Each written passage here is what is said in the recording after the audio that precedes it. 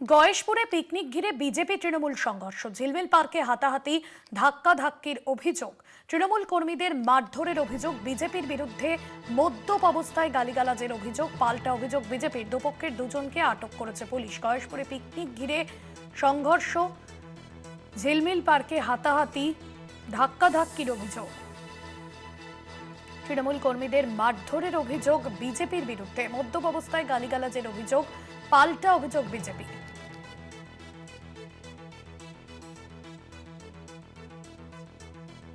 Picnic চলাকালীন গান বাজনা হচ্ছিল, তখন তৃণমূলের এক হারমাদ মদ খেয়ে ওর ভেতরে ঢোকে এবং মহিলাদেরকে অকথ্য গালিগালাজ করে এবং আমাদের একজন কার্যকর্তাকেও অ্যাসল্ট করতে যায়।